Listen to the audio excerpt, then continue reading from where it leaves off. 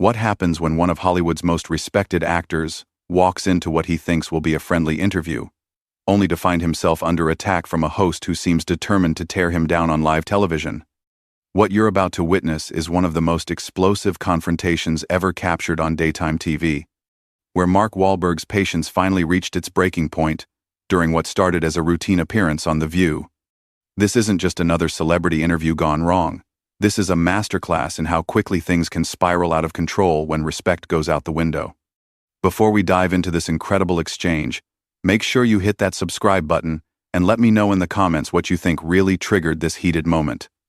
The studio lights were blazing as Mark Wahlberg settled into his chair on The View set, adjusting his jacket with the easy confidence of someone who had done countless interviews. He was there to promote his latest film, a heartfelt drama about second chances that had been getting incredible reviews. The other hosts, Whoopi Goldberg, Sarah Haynes, and the rest of the panel, had greeted him warmly during the commercial break. But there was something different about Joy Behar's demeanor. She sat at the far end of the table, shuffling through her notes with an intensity that seemed out of place for what was supposed to be a light-hearted promotional interview. "Welcome back to The View," Whoopi said as they came back from commercial. "We're here with Mark Wahlberg, talking about his new movie and, well, I'm sure we'll get into a lot more than that." Mark smiled and nodded. "Thanks for having me. It's always great to be here." Joy leaned forward slightly, her pen tapping against her note cards. "Mark, before we talk about the movie, I think we need to address something that's been on a lot of people's minds lately." The shift in tone was immediate and unmistakable. Mark's smile faltered slightly as he turned to face her. "Sure, what's that?" "Your past," Joy said bluntly. "You've built this image as this reformed bad boy. This guy who's turned his life around. But let's be honest about what you really were back then. You weren't just some kid making mistakes." The other hosts exchanged glances. This wasn't in the pre-interview notes. Sarah Haynes shifted uncomfortably in her chair, and Whoopi's expression grew concerned. Mark took a deep breath, his hands clasping together on the table. "Joy, I've been open about my past. I've never hidden from it. I made serious mistakes as a young man, and I've spent decades trying to make amends and be better." "Make amends?" Joy's voice rose slightly. "You committed hate crimes, Mark. Actual hate crimes. And now you're sitting here in your expensive suit, making millions of dollars, being celebrated as this great guy. Don't you think there's something fundamentally wrong with that picture?" The studio fell silent, except for the hum of the cameras. Mark's jaw tightened, and for a moment, it looked like he might get up and walk off the set. Instead, he leaned back in his chair, his voice carefully controlled. "I was charged with assault, Joy, not hate crimes. But you're right, what I did was wrong. It was terrible. And I've never tried to excuse it. I was a kid from a rough neighborhood who made bad choices, and I've worked every day since then to be a better person." Joy wasn't backing down. She flipped through her cards with theatrical precision. "A kid making bad choices? You were 17 when you attacked that Vietnamese man. 17. You called him racial slurs, you beat him with a stick, you permanently injured him. That's not a kid making bad choices. That's a young man committing violent acts motivated by hatred." The tension in the studio was palpable. The audience was dead silent, sensing that something was going very wrong. Whoopi tried to interject. "Maybe we should." "No." Joy cut her off, her finger pointing across the table at Mark. "I'm tired of watching Hollywood rehabilitate people like this. I'm tired of watching society just forgive and forget when the victims never get that luxury. You served 45 days in jail, Mark. 45 days. That man still has vision problems because of what you did to him." Mark's composure was cracking. His face had flushed red, and his hands were now clenched into fists on the table. "You want to talk about that man? His name is Johnny Trin, and I met with him. We've spoken. He's forgiven me, Joy. He's moved on with his life. And we have a relationship now." "Oh, how convenient." Joy shot back, her voice dripping with sarcasm. "The rich movie star meets with his victim, and suddenly everything's okay? Did you pay him off? Is that how you bought his forgiveness?" That was the line. Mark's chair scraped against the floor as he shifted forward, his voice rising for the first time. Are you kidding me right now? Are you actually sitting there accusing me of paying off a victim? That's not what happened, and you know it. Joy smirked, clearly enjoying the fact that she was getting under his skin. I don't know anything except what I see. I see a man who committed racist violence, spent less than 2 months in jail, and then became one of the biggest movie stars in the world. I see Hollywood rewarding bad behavior, and I see you sitting here acting like you're some kind of inspiration story. You know what I see? Mark's voice was getting louder, his Boston accent becoming more pronounced as his anger built. I see someone who's so desperate to score political points that she's willing to attack someone on live television without knowing the facts. You want to talk about what I was? Fine. I was a punk kid from Dorchester who thought violence was the answer to everything. I was angry, I was stupid, and I hurt people. But you know what else I was? I was a product of my environment, just trying to survive in a world that didn't give kids like me many options. Joy leaned back, crossing her arms with satisfaction. Oh, here we go with the sob story. Poor little rich boy Mark Wahlberg, just trying to survive. Rich boy? Mark's laugh was bitter and harsh. Lady, you have no idea what you're talking about. I was one of 9 kids in a broken home. My father left when I was 11. My mother worked multiple jobs just to keep food on the table. I was selling drugs and getting arrested before I was even a teenager. But sure, paint me as some privileged kid who just decided to be racist for fun. The other hosts were looking increasingly uncomfortable. Sarah was practically shrinking into her chair, and even Whoopi seemed at a loss for how to regain control of the situation. The cameras kept rolling, capturing every heated exchange. Joy wasn't finished. So your solution to poverty was to attack innocent people? Your solution to having a hard life was to make other people's lives harder? That's your defense? Mark slammed his hand on the table, making everyone jump. It's not a defense, it's context. Something you clearly don't understand. I'm not defending what I did, I'm explaining how I got there. There's a difference. But apparently, that's too nuanced for your simple worldview. The sound of Mark's hand hitting the table echoed through the studio like a gunshot. Joy's eyes widened for just a split second before that smug expression returned to her face, as if she had just proven her point about his violent tendencies. Simple worldview? Joy's voice was ice cold now. My worldview doesn't include beating up innocent people and then expecting a pat on the head 30 years later. My worldview doesn't include celebrating people who committed hate crimes just because they can act in movies now. Mark was breathing hard, his chest rising and falling as he tried to regain his composure. The other hosts looked like they wanted to disappear. Whoopi made another attempt to redirect the conversation. Look, maybe we should take a step back here and...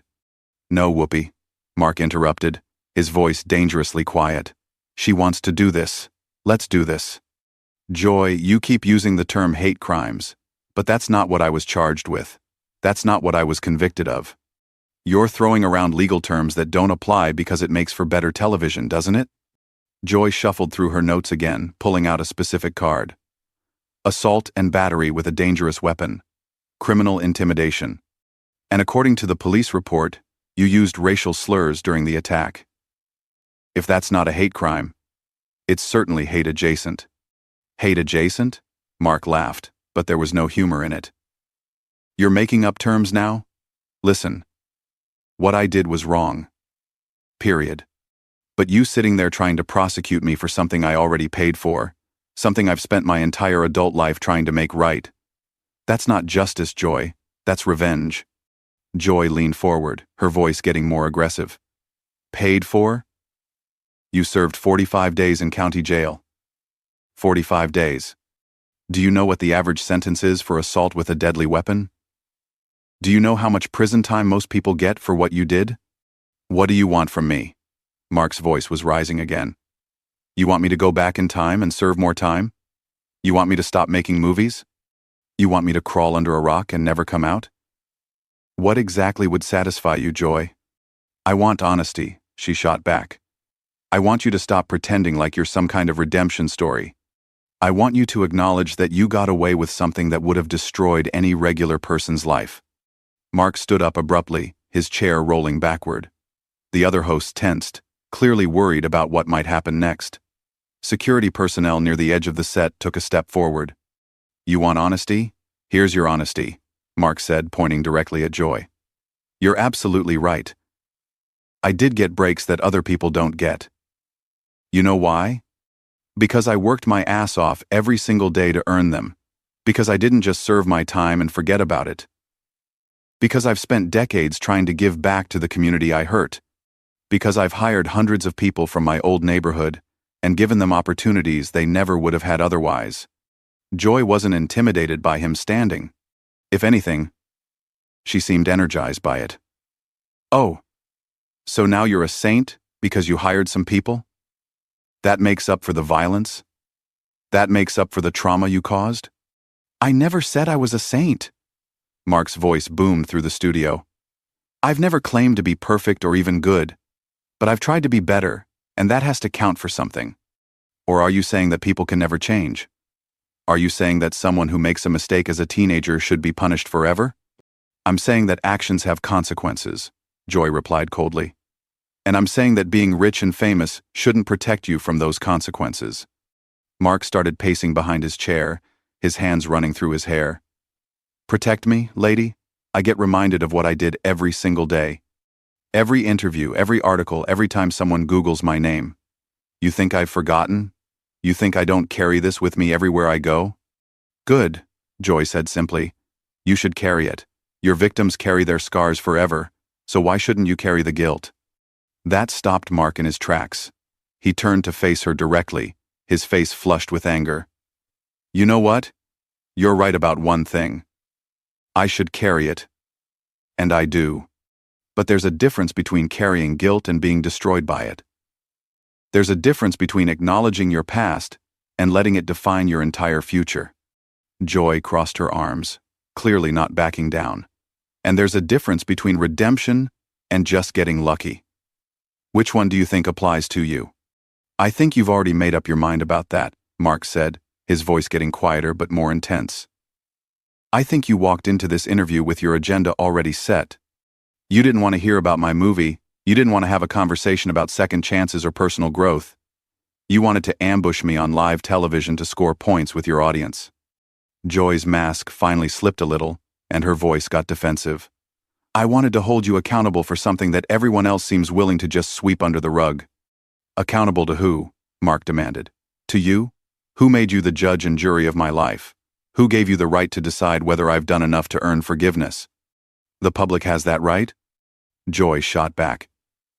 "When you put yourself out there as a public figure, when you make millions of dollars based on your image, the public has the right to question that image." Mark sat back down, but he was still visibly agitated, his leg bouncing under the table. "The public, or just you? Because last I checked, the public has been pretty forgiving. They've supported my movies, they've supported my businesses, they've supported the charities I work with, so maybe this isn't about the public at all. Maybe this is about Joy Behar wanting to take down someone she doesn't like. Don't you dare make this personal." Joy snapped, her professional composure finally cracking. "This isn't about me not liking you. This is about principles. This is about not letting people buy their way out of consequences." "Buy my way out?" Mark's laugh was harsh. "You think money erased what I did? You think success magically made it okay? Every single day I wake up knowing that I hurt someone. Every single day I try to do something positive to balance out that negative. That's not buying my way out, that's called living with responsibility." Sarah Haynes finally found her voice, trying desperately to redirect the conversation. "Mark, maybe you could tell us about some of the charitable work you do." "No," Joy interrupted sharply. "We're not done here. I want to know why you think your charitable work somehow absolves you of your crimes." Mark's eyes flashed with renewed anger. "I never said it absolves me of anything. But you're sitting there acting like I've done nothing but coast on my past mistakes. You're ignoring everything I've tried to do to make things right. Because it's not enough," Joy said bluntly. "It's never going to be enough. You can build 1,000 schools, you can hire 1,000,000 people, but that man still can't see properly out of one eye because of what you did to him." The studio fell completely silent. Even the camera operators seemed to be holding their breath. Mark stared at Joy for a long moment, his jaw working as he tried to control his temper. The silence stretched on for what felt like an eternity. Mark's face had gone from red to pale, and his hands were trembling slightly as he processed Joy's words about the permanent damage to his victim's eye. When he finally spoke, his voice was barely above a whisper, but it carried more weight than all his previous shouting. "You know what the difference is between you and me, Joy?" Mark said, his eyes never leaving hers. "I know I'm not a good person. I've never pretended to be. But you sit there with your moral superiority tearing people down on television, and you think that makes you righteous." Joy opened her mouth to respond, but Mark held up a hand, his voice growing stronger. "No, you've had your turn to talk. Now it's mine. You want to know about that man's eye? You want to know about the damage I caused? I think about it every single day. I see his face in my nightmares. But you know what else I know? I know that he and I have found a way to move forward together, something you clearly can't understand." Joy's expression had hardened again. "Move forward? Is that what you call it when you meet with your victim for a photo opportunity?" "Photo opportunity?" Mark's voice exploded through the studio again. "Are you out of your mind? There were no cameras when I met with Johnny Trin. There were no reporters, no publicists, no nothing. It was just two human beings trying to heal from something terrible that happened decades ago." He stood up again, but this time his movements were more controlled, more deliberate. "You want to know what he said to me? He said that holding on to anger was poisoning his own life. He said that forgiveness wasn't about me deserving it, it was about him choosing peace over hatred. But apparently, you know better than the actual victim about what's right and wrong." Joy wasn't backing down. "One victim forgiving you doesn't erase all the other harm you caused. What about the other people you attacked? What about the broader community you terrorized?" Mark's laugh was bitter and exhausted. "Terrorized? You're really going to sit there and act like I was some kind of serial killer? I was a screwed-up kid who got in fights. I wasn't running some campaign of terror against entire communities. Violence motivated by racial hatred is terrorism," Joy said coldly. "Call it what it island." "You know what?" Mark said, his voice suddenly calm in a way that was somehow more frightening than his anger. "You're right. What I did was terrible. It was inexcusable. It was motivated by ignorance and hatred and stupidity. Are you happy now? Is that what you wanted to hear?" Joy looked momentarily surprised by his sudden shift in tone. "I wanted honesty." "Well, here's some more honesty for you," Mark continued, his voice getting sharper. "You've spent this entire interview trying to destroy me on live television. You've attacked my character, questioned my motives, dismissed my efforts to make amends, and basically called me a lying racist who's never really changed. And you know what the ironic thing is? You've shown more hatred and malice in the last 20 minutes than I've shown in the last 20 years. The accusation hit like a physical blow. Joy's face flushed red, and for the first time in the interview, she looked genuinely shaken. "How dare you compare what I'm doing to what you did? I'm holding you accountable." "No," Mark said, pointing at her again. "You're bullying me." "There's a difference. Accountability would be asking tough questions and actually listening to the answers. What you're doing is just public humiliation for your own entertainment." Joy stood up now, matching his posture. "I don't have to listen to this from someone who—" "Who what?" Mark interrupted. "Who made mistakes? Who's tried to do better? Who's actually taken responsibility for his actions, instead of just pointing fingers at other people?" "Yeah, you're right, you don't have to listen to that." Whoopi finally found her voice again, desperation clear in her tone. "Okay. I think we need to take a commercial break." "No," both Mark and Joy said simultaneously, then glared at each other. Mark continued, his voice rising to a crescendo. "You want to know what really bothers me about this, Joy? It's not that you're bringing up my past. It's not that you're asking hard questions. It's that you're doing it with such obvious glee. You're enjoying this. You're getting off on trying to make me look bad on television."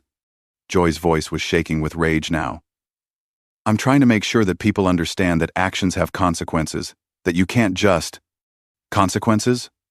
Mark exploded. "Lady, I've been dealing with the consequences of my actions for 30 years. Every job interview, every relationship, every time I look in the mirror. But apparently, that's not enough for you. Apparently, you won't be satisfied until I'm completely destroyed. Maybe that's what you deserve, Joy shot back, and the words hung in the air like a challenge. Mark stared at her for a long moment, then slowly shook his head. You know what? Maybe you're right. Maybe I do deserve to be destroyed. Maybe I deserve to have my life ruined and my career ended, and my family humiliated. But you know what I don't deserve? I don't deserve to be attacked by someone who's supposed to be a professional journalist but who's acting like a schoolyard bully. He started walking toward the edge of the set, clearly done with the interview. You want to know the truth about redemption, Joy? It's not about other people forgiving you. It's about learning to live with what you've done and trying to be better despite it. But some people, apparently, would rather keep everyone trapped in their worst moments forever. Joy called after him, her voice desperate now that she was losing control of the situation. Running away doesn't change what you did. Mark stopped and turned back, his voice carrying across the studio with crystal clarity. I'm not running away from what I did. I'm running away from what you're doing. There's a difference, but I don't expect you to understand it. Security moved closer as the tension reached its peak. The other hosts looked mortified. The audience was completely silent, and the cameras captured every moment of the breakdown. Joy made one final attempt to regain control. This is exactly the kind of behavior I was talking about. This is exactly why people like you shouldn't be celebrated. Mark paused at the edge of the set, his hand on his microphone. People like me? You mean people who've made mistakes and tried to learn from them? People who've worked to become better than they were? Yeah, you're right, Joy. Heaven forbid we celebrate people who've actually grown and changed. Much better to celebrate people who just sit in judgment of everyone else. He unclipped his microphone and set it down on a nearby table. Good luck with the rest of your show. I hope your audience got the entertainment they were looking for. As Mark walked off the set, Joy stood there looking stunned, clearly not having expected the interview to spiral so completely out of control. The other hosts sat in uncomfortable silence, and Whoopi finally managed to say, "We'll be right back after this commercial break." The cameras kept rolling for a few more seconds, capturing Joy's face as she realized that her aggressive tactics had backfired spectacularly. She had wanted to expose Mark Wahlberg as an unreformed criminal, but instead, she had exposed herself as someone willing to use a television platform to publicly humiliate a guest. And there you have it, one of the most explosive confrontations in daytime television history. What started as a routine promotional interview turned into a battle over redemption, accountability, and whether people can truly change. Mark Wahlberg may have walked off that set, but he left behind a powerful message about the difference between holding someone accountable and simply seeking to destroy them. What do you think? Was Joy Behar right to press him so hard about his past, or did she cross a line? Let me know in the comments below, and don't forget to subscribe for more incredible moments like this one.